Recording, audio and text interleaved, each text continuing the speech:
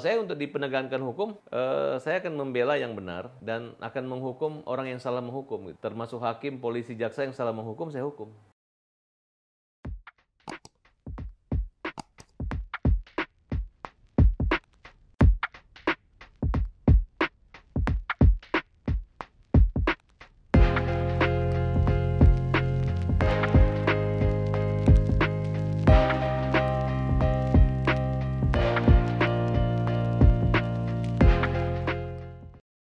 Saya mengundang sahabat lama saya, teman spesial, ketua umum partai. Dan bukan orang sembarang, semua orang udah pada kenal. Farhad Abbas. Brother, Yes. mantap. Gua kalau ketemu lu itu seneng banget bro, serius. Tapi kayaknya gua harus panggil Pak Ketum nih, apa jangannya? Panggil Farhad aja. Farhad aja tuh. Tuh lihat kan, bagaimana sahabat gua nih sangat low profile gitu kan. Mungkin orang banyak mengenal Farhad Abbas dari berbagai sudut pandang. Tapi di sini, saya ingin membuat satu informasi yang baru yang akan kita dapatkan dari seorang Farhad Abbas, untold story lah. Kayak gitu, brother. Gue pingin pada kesempatan ini, bro, gue pingin mendengarkan kisah lu juga. Mungkin orang tahu seorang Farhad Abbas yang selama ini dia misalnya ya seorang lawyer, ya seorang politisi, mantan suaminya Daniati, dan wah banyak lah pokoknya ceritanya. Tapi mungkin banyak juga yang orang yang belum tahu kisah lu, perjuangan lu selama lu dari mungkin sekolah sampai sekarang sudah menjadi seorang Farhad Abbas ini. Gue pengen dong brother, kalau bisa di kesempatan ini lu cerita dikit bagaimana perjalanan hidup lu. Kan lu banyak tuh keliling-keliling dari orang tua yang memang dulu di pengadilan ya. Bahkan sekolahnya juga di Ternate kalau nggak salah. Pelosok negeri. Nah itu dulu waktu muda tuh gimana ceritanya lu bisa menyesuaikan diri brother? Perjalanan hidup dari kecil sampai bisa kembali ke Jakarta itu bagaimana tuh pengalaman, kesan-kesan yang lu dapat gimana, bro? Ya, nih Bang Giri ini sebenarnya kemarin agak jaim juga kalau diundang podcast gitu. Tapi ini saya khawatir itu kalau diundang bukannya membesarkan saya malah mengecilkan saya gitu. Tapi karena beliau ini adalah kawan dan mudah-mudahan kita akan satu saat bertemu bagaimana bisa membuat Indonesia lebih baik lagi. Amin. Emang agak menarik ya, karena kalau lingkungan keluarga saya itu keluarga hakim. Jadi karir ayah saya itu dari hakim karir sampai jadi hakim agung, karir beliau ya. Memang nggak tertutup karena tidak publikasi nggak gitu. Nanti giliran saya menikah, saya jadi selebritis, akhirnya awalnya emang ayah saya nggak suka, ibu saya juga nggak terlalu suka popularitas. Tapi ketika mereka lama-lama, apalagi ketika mereka sudah pensiun, dia merasa banyak orang yang kenal saya gitu, merasa ada pandangan lebih gitu. Dia pikir karena saya kontroversi gitu, orang nggak suka sama saya, tapi justru malah dia mendapat kemudahan-kemudahan, penghormatan, dan orang merasa bersahabat gitu kan. Jadi akhirnya kalau acara ulang tahun ayah saya juga, yuk kita undang infotainment deh gitu kan. Akhirnya mereka jadi kayak selebritis juga gitu ya, gitu aja. Nah tapi kenapa mau ya biar orang tahu ayah masih sehat, masih ada teman-temannya. Itu kan bagian dari silaturahmi. Ini bagian dari keluarga kami masih eksis terus gitu ya. Gitu. Kemudian perpindahan sekolah dulu saya merasa loh kok kita pindah tiap 2 tahun pindah gitu. Dari Riau pindah ke Sulawesi, ke Maluku, adik-adik pindah ke ujung. Hampir semua wilayah ayah saya itu di ujung-ujung pulau. Pernah tugas di ujung Sulawesi Selatan namanya Mamuju. Mamuju, Sulawesi Barat sekarang. Kemudian di ujung Maluku Utara, Ternate. Kemudian di Poso, Banten gitu. Tapi beberapa kabupaten yang kita anggap dulu kecil dan jauh dari jangkauan, akhirnya semua sekarang jadi ibu kota provinsi. Maluku Utara jadi ibu kota provinsi, Banten, Serang ibu kota provinsi, bahkan Mamuju ibu kota provinsi. Betul. Jadi kalau kita ngeledekan sama teman-teman saudara lah tuh, kita nih alumni sekolah provinsi semua gitu kan, bukan lagi di kabupaten-kabupaten. Iya. Nah, yang awalnya kita anggap kita kecil, tapi lama-lama setelah mulai saya menempuh sebagai lawyer, sebagai karir politik, selebritis, nah, saya anggap itu adalah karunia yang Tuhan berikan kepada keluarga kita. Kita ini banyak alumni, jadi banyak sekali teman-teman di seluruh Nusantara. Jadi saya bisa mengaku jadi orang Indonesia Timur, Indonesia Barat, Indonesia Tengah gitu. Jadi semua ada hikmahnya. Jadi baik lidah, kebudayaan, tata cara pergaulan saya lebih luas itu karena pergaulan dengan orang-orang yang menurut saya dulu baik di kalangan Jawa, bahkan kuliah di Jawa Barat tuh. Kuliah di Jawa Barat ya? Dapat istri orang Jawa Barat. Jawa Barat ya. Itu yang membuat saya merasa semua ada hikmahnya gitu. Betul. Jadi kalau orang bilang kamu orang daerah, ya nggak apa-apa sih orang daerah. Membangun Indonesia dari daerah gitu. Luar biasa memang itu. Nah, dari dulu waktu kita tinggal di daerah itu kita tahu harus mesti membaca yang sampai ketinggalan. Nah, kemudian kita ngikutin pramuka, OSIS, kemudian Paskibraka. Saya ikut waktu itu Paskibraka. provinsi. Saya ingat Paskibraka itu ada grupnya sampai sekarang kan? Masih. Iya. Jadi kita teman-teman alumni ini yang membuat kita pede. Jadi akhirnya saya jadi lawyer, kemudian ya sampai membuat partai politik gitu. Luar biasa. Partai politik ya nanti kita ngobrol lagi. Jadi Bro Farhad, bagi sebagian besar orang di Indonesia mungkin menjuluki seorang Farhad Abbas ini mungkin rada kontroversi lah ya. Tapi gue nggak tahu ya bro, gue ngelihat lu bukan dari sisi itu. Semua yang mungkin dianggap orang itu kontroversi, bagi gue sebetulnya maksud dan tujuan itu sebetulnya positif. Cuman mungkin karena persepsi masyarakat, anyway pun nggak ada masalah karena itu juga membuat lu jadi lebih famous, lebih terkenal. Tapi gue menghargai lu dari sisi pandangan dan walaupun sifatnya candaan ataupun juga agak kontroversi, apa yang lu bilang gue simak beberapa tahun lalu sampai sekarang itu benar-benar bisa diacungi jempol ya. Apalagi sekarang, lu bikin partai, lu ketua umum, it's not easy man untuk menjadi seorang leader itu. Jadi apapun yang dikatakan orang, bagi gue lu adalah seorang tokoh, walaupun tidak dalam konteks ada orang tokoh, tapi setelah menjabat posisi di pemerintahan ya kan, nah itu tokoh dia kan. Nah jabatan itu yang membuat mereka menjadi tokoh. Begitu selesai jabatan, salah saja ketokohannya. Tapi lu kan enggak, lu benar-benar memang fight dari nol dan sampai sekarang. Lu juga hidup berpindah-pindah pada waktu zaman sekolah, mengetahui Indonesia secara keseluruhan. Iya. Jadi gua rasa memang seorang pemimpin yang bagus dan bijak harus mengetahui semua rakyatnya di daerah ya. Dan lu alamin itu ya bro ya.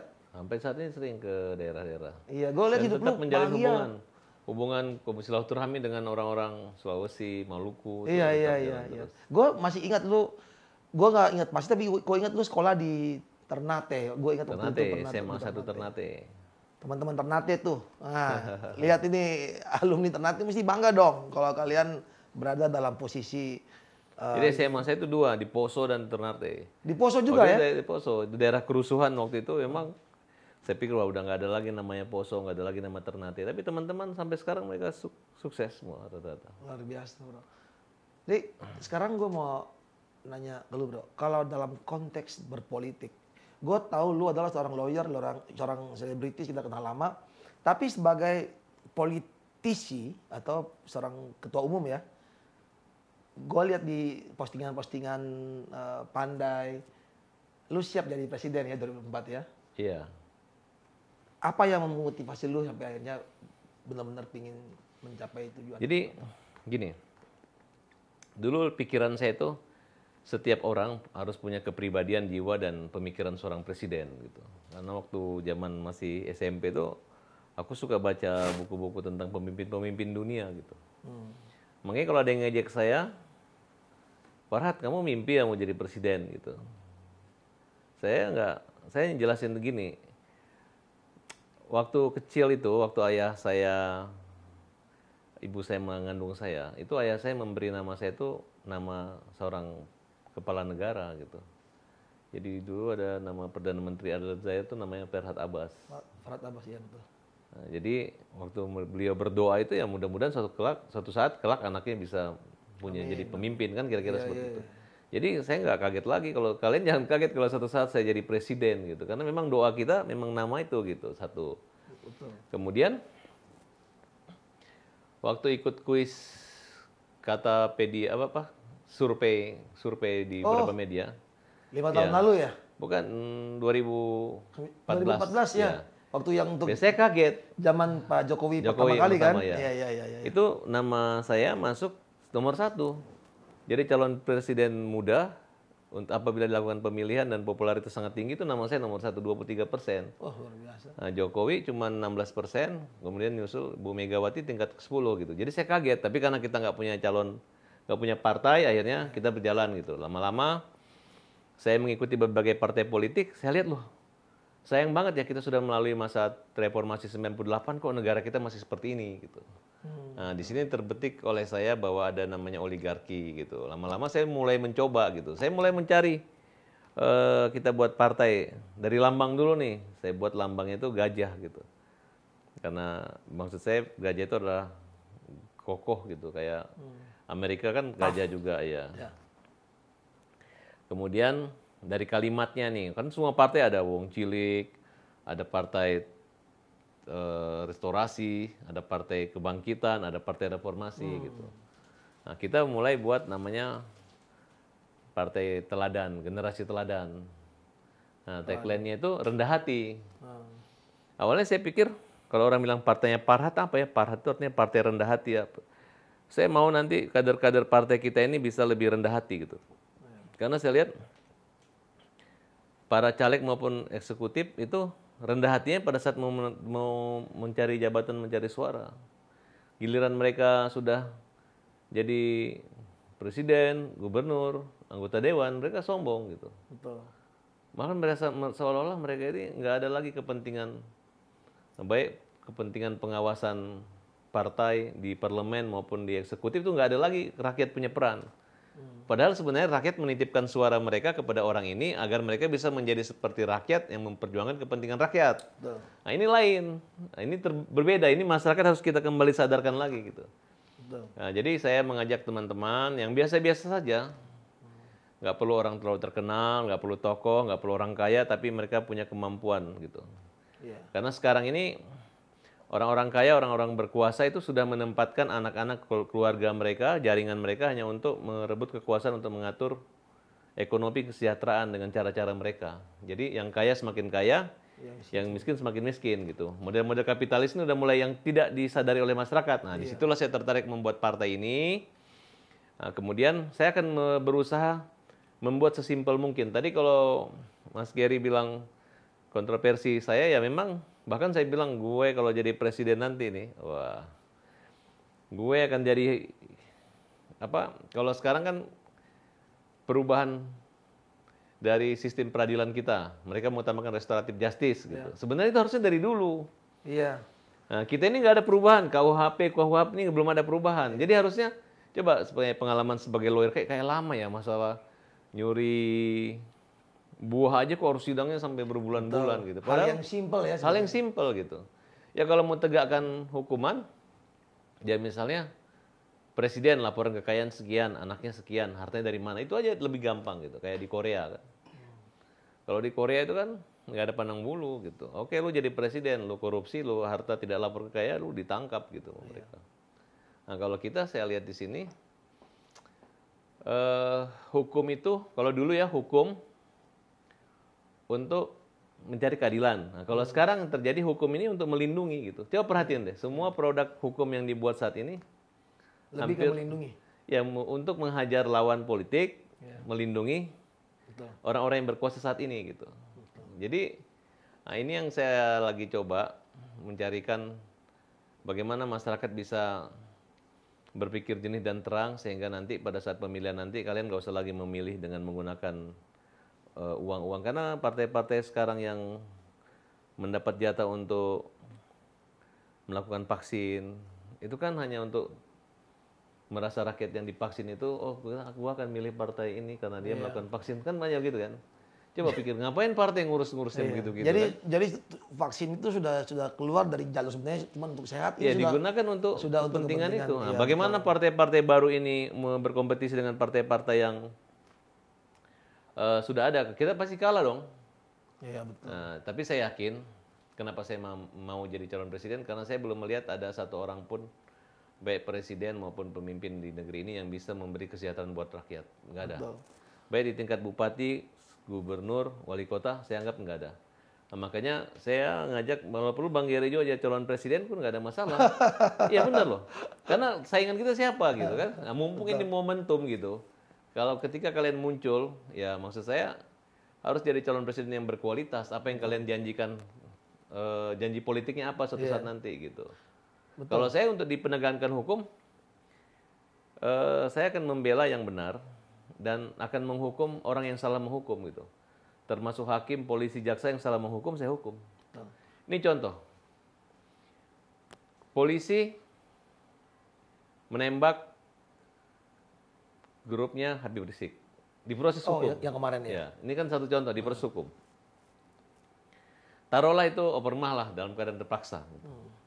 Ya udah kalau dibebaskan ya nggak perlu lagi pengacaranya teriak-teriak oh hebat gitu, hebat nggak perlu Betul. gitu. Nggak perlu lagi diejek gitu. Kenapa? Karena di sini ada nyawa gitu.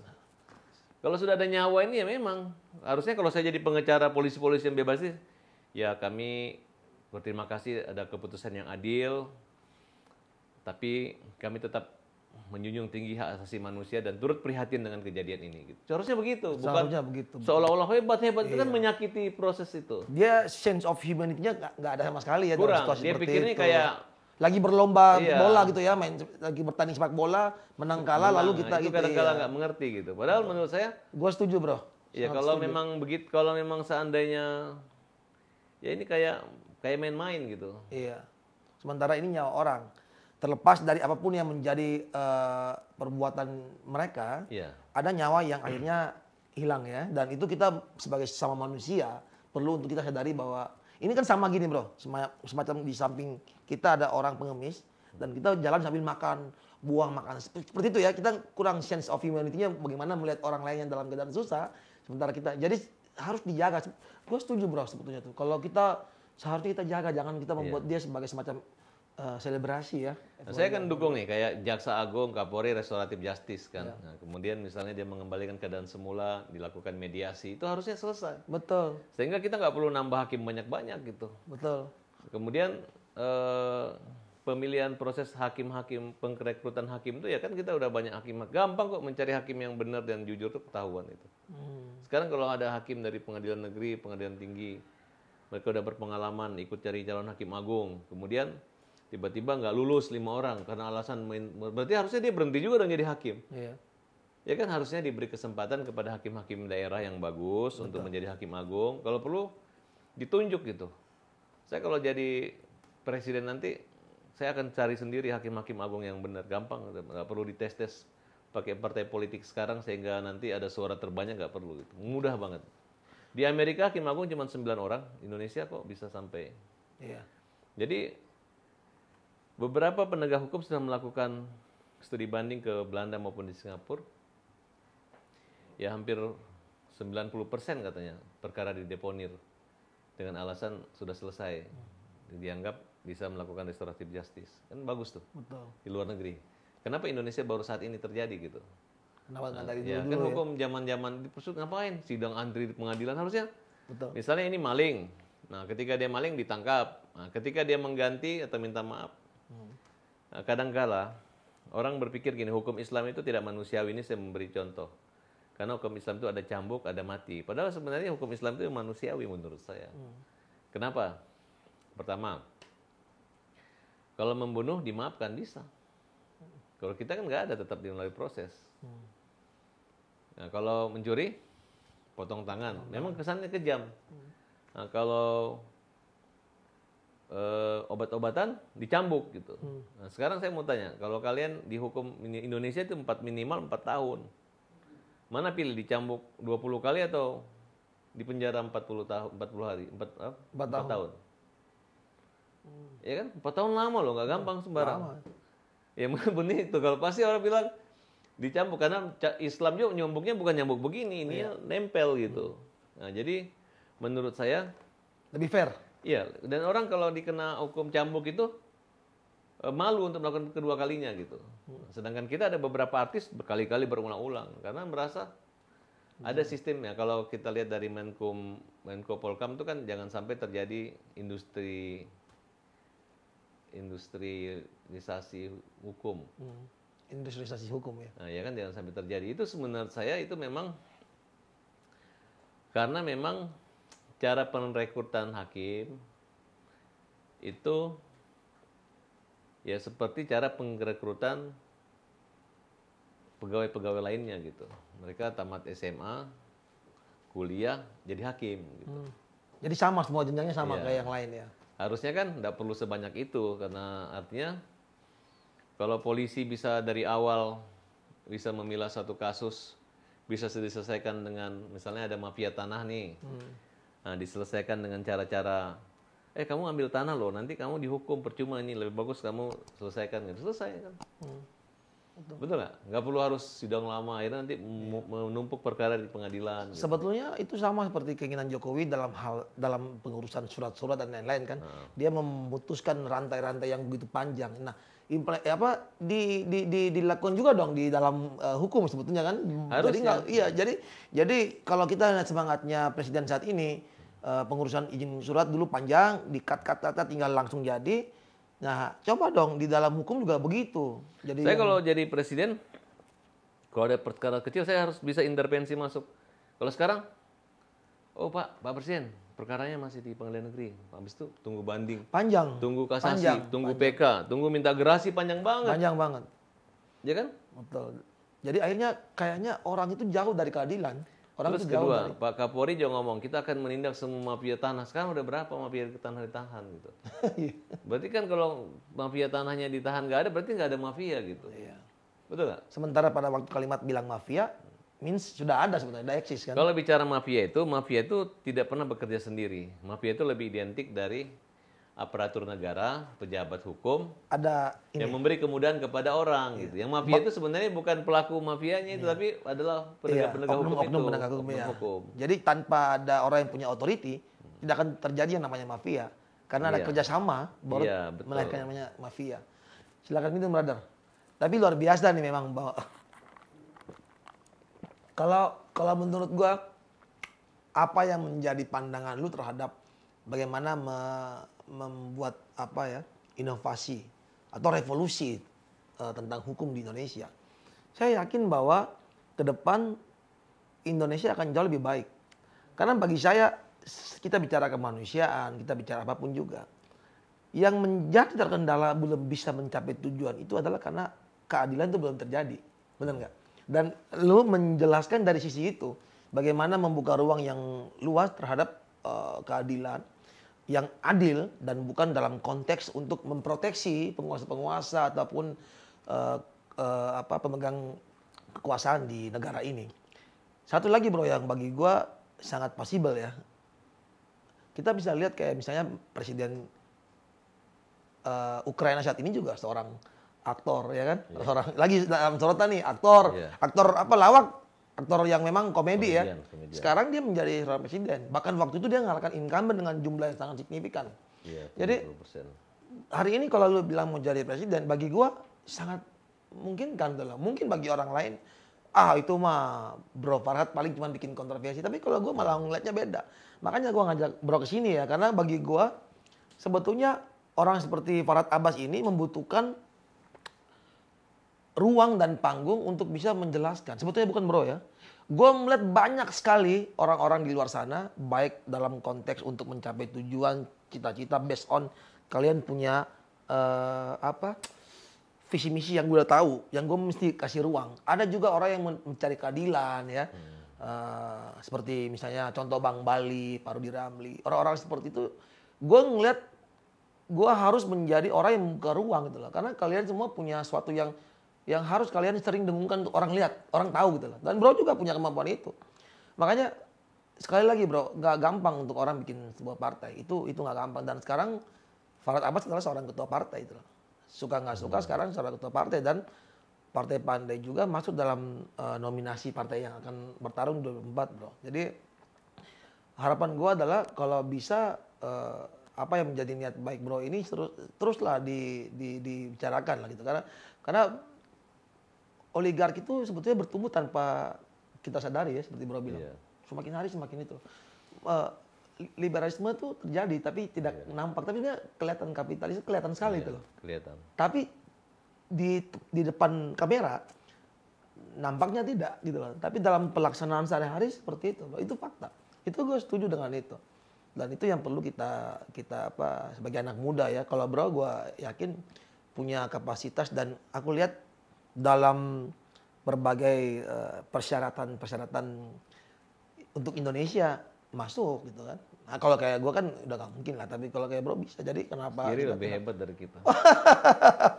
Kalau gue tetap jadi host aja cukup ya. Host Ini cocok membuka- harusnya di partai parhatisme. Partai rendah hati. Ini cocok di parhati dia harusnya. gue tuh ya gak pernah menilai orang itu based on kepentingan umum atau pribadi atau kepentingan kelompok ya. Kita beda partai nih bro. Tapi kalau pribadi gue ngeliat orang ini bagus, gue akan tetap dukung dia. Sama aja kayak pemerintahan maupun apa yang tidak pro pemerintahan saat ini. Dalam keadaan tertentu memang kita harus puji ya kita puji. Tapi kalau ada yang harus kita kritik kenapa tidak? Ya Jadi kan? kembali saya lihat tadi ya, ini masyarakat ini, kita jangan tertipu lagi dengan slogan tagline partai. Misalnya targetnya kerja apa. Iya. Misalnya sederhana rendah. Kalau memang kemasan itu apakah kesederhanaan atau kesederhanaan dan minimalisasi sistem pemerintahan sekarang? Ya kayak kita lihat ya Pak Jokowi ini dulu slogannya kerja. Kedua, ya pakaiannya nggak formal pakai jas, hanya pakai batik Indonesia. Sehingga itu merasa suatu perubahan yang terjadi di Indonesia. Sekarang saya mau tanya, dari itu ada nggak dampak buat kita semua di masa pandemi ini? Nggak ada kan? Yang kalian berpikir dulu, kalau saya jadi presiden, anak saya nggak jadiin calon wali kota. Jadi orang kaya pun nggak. Ya kita memang harus pasang badan. Harus betul-betul ketika dipercaya sama anak kita, kalau memang kekayaan kita awal cuman 10 miliar. Ya udah jangan sampai kita jadi presiden tiba-tiba kekayaan kita jadi 2 triliun atau 3 triliun. Kan kira-kira begitu. Itu yang maksud saya yang agak saya kritik sedikit ya. Bukannya orang nggak bisa kalian kaya, tapi coba Iya. karena kalian dulu bisa hidup dengan kesederhanaan, dengan kecukupan, jangan sekarang terlihat akibat kekuasaan itu membuat kompetisi dengan orang lain itu terhalang karena adanya kekuasaan yang dimiliki oleh para oligarki gitu. Betul. Nah, itu yang terjadi saat ini. Makanya kenapa partai pandai hadir pada saat ini adalah itu merupakan suatu warna lain ya, karena masyarakat nggak ada pilihan lain gitu. Makanya partai PKN, ayo kita sama-sama Iya. maju sehingga tempat ini kita bisa berbagi, sehingga apa yang negatif di zaman dulu itu bisa kita perbaharui kembali sehingga masyarakat bisa ada keberpihakan dari penguasa keterwakilannya, dan itu tujuannya kan kembali kesejahteraan dan keadilan kan. Dua kalimat aja yang penting dalam berpartai itu. Bagaimana rakyat sejahtera, bagaimana rakyat bisa mencapai keadilan. Kalau di Amerika negara demokrasi kan hukum tertinggi, baru persamaan di hadapan hukum dan pemerintahan. Kita masuk dalam Undang-Undang Dasar 45 tapi berbeda. Berbeda. Nah, saya nggak ngerti ini, tapi karena Pak Jokowi dulu saya juga yang mendukung, bahkan saya pernah sempat beberapa kalimat kontroversi saya itu membuat saya jadi bermasalah dengan kepolisian gitu. Nah, tapi bukannya kami itu nggak dapat jabatan, tapi mungkin Pak Jokowi saat ini memberikan ada kelompok-kelompok orang yang memang pertemanan mereka bisa menguasai panggung gitu. Saya nggak, waktu perhitungan saya menteri-menteri ada zaman Pak Jokowi ini bukan orang-orang ini, tapi adalah orang-orang yang terbaik gitu. Padahal cuma teman-teman itu aja gitu. Betul. Apakah Pak Jokowi itu tidak punya kepercayaan diri untuk memilih orang, atau dia serahkan kepada seseorang untuk merekrut orang-orangnya kan? Betul nggak? Kayak Erick Thohir kan? Iya. Kan Erick Thohir, Sandiaga Uno, Lutfi, Bahlil itu kan kelompok kita semua HIPMI itu. Iya. Apa nggak ada orang lain lagi tuh yang lebih hebat dari mereka sehingga hanya pertemanan bisa bekerja seperti itu? Ujung-ujung semua kan pengen jadi presiden semua, betul nggak? Sandi mau jadi presiden, Erick Thohir mau jadi presiden, Lutfi juga mau jadi presiden gitu kan. Jadi menurut saya carilah orang-orang yang nggak punya ambisi jadi presiden untuk jadi menteri dia, gitu kan. Sehingga mereka bisa fokus gitu.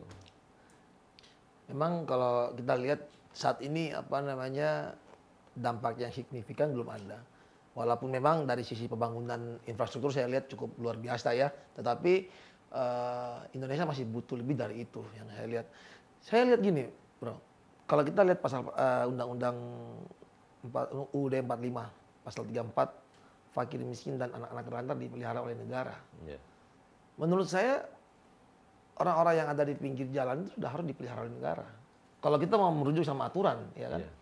Nah, saat ini saya melihat gak usah jauh-jauh lah, simple kalau pulang kantor malam nyetir, banyak sekali tuh orang pemulung di pinggir jalan, itu fakir miskin. rumah nggak punya gitu. Gue cuma nitip bro, kalau lu jadi presiden itu semua nggak boleh ada lagi. Karena itu satu amanat Undang-Undang Dasar 45 yang sangat sederhana gitu loh. Fakir miskin dan anak-anak terlantar dipelihara oleh negara. Negara harus hadir buat mereka juga. Iya. Kalau bagi gua membangun itu penting, nggak salah. Tapi orang-orang seperti ini gitu loh. Ini sentuhan yang kan perlu niru gitu loh. negara-negara yang Indonesia ini kan sumber daya alam, mineral semua kan bagus gitu.